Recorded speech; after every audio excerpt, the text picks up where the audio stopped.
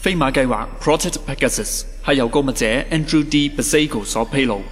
該計劃由美國國防高級研究計劃局 DARPA 旗下嘅美國國防技術部門代表美國政府進行國防科研同開發項目，以實現時間旅行嘅目的。Andrew D. Basiago 自9歲，即1968年開始參與呢個計劃。佢指出，藉着乘坐一部名為 Chronovisor 或 Jump Room 嘅時空機器，就可以觀看過去同未來，甚至置身其中。呢張照片就係 Andrew Basiago 聲稱佢喺9歲嘅時候乘坐時光機返到過去，抵達林肯總統喺美國葛底斯堡 Gettysburg 嘅現場。當時嘅人拍低咗有 Andrew Basiago 在場嘅一張歷史照片。呢張係大英百科全書記載林肯嘅歷史照片。呢個係另一張於同一個時間同地點拍攝嘅照片，當中出現咗聲稱曾返到過去嘅9歲小童 Andrew Basiago。Andrew Basiago 指出，自己曾經喺1980年與另外13人一同參與美國中央情報局 CIA 嘅秘密計劃，利用可以穿越時空嘅 Jump Room 去到位於火星嘅美國基地。而領導呢個火星計劃同訓練佢哋嘅就係著名嘅遙視者 Ed Ames。甚至現任美國總統奧巴馬亦曾參與呢個計劃，並前往咗火星最少2次。Andrew Basiago 指出，參與計劃嘅14人包括 Andrew D. Basiago 自己及其父親 Raymond F. Basiago， 本身亦係秘密利用 Tesla 嘅技術為 CIA 工作，亦喺時空穿梭計劃負責聯絡員工作。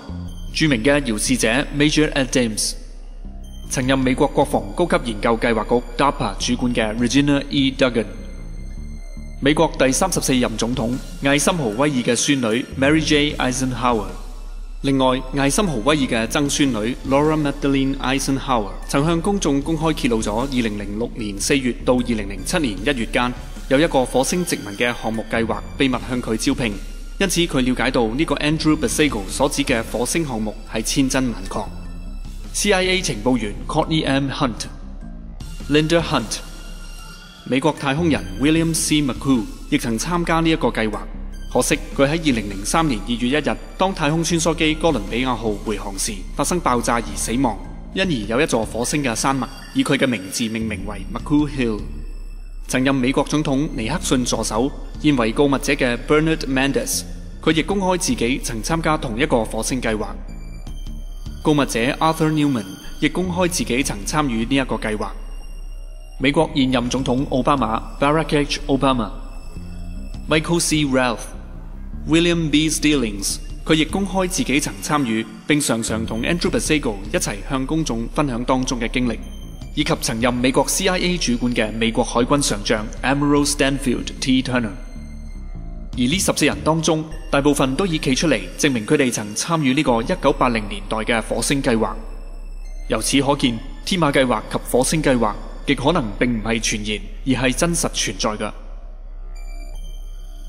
The title of today's presentation is Project Pegasus and the Advent of Time Travel. As many of you know, I've been waging a truth campaign now for almost 10 years, informing the people of the United States and the world that the United States crossed the threshold into practical time travel through multiple forms of time travel technology by 1970.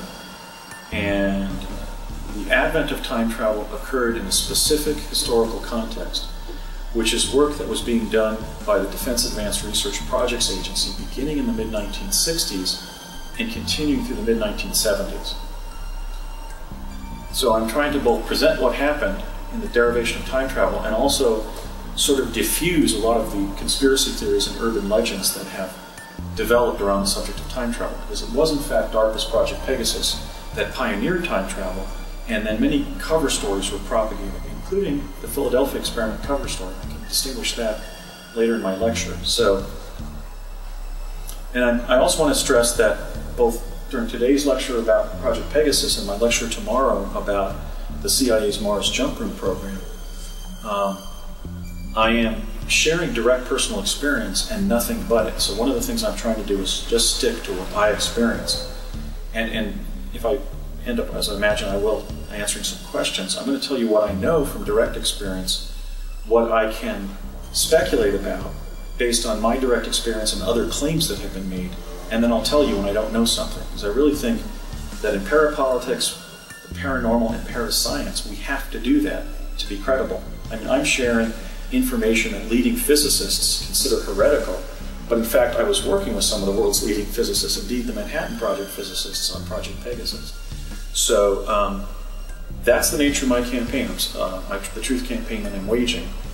I'm sticking with what I know, I'm distinguishing what I think may be the case or not the case, and then I'm simply saying when I don't know something, because I think we have to adhere to that standard of information integrity in the information wars that are going on around subjects like time travel. Is there a human presence on Mars? Is Mars inhabited? And so forth. So, Hesper, if I could have the next slide. As I mentioned, tomorrow's presentation is going to be on the Mars Project and U.S. time travel history.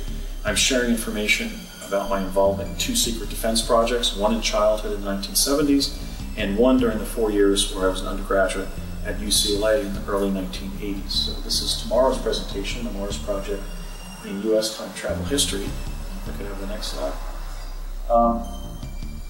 I initially sort of jumped into the U.S. time-space program in, we believe it was winter of 1968.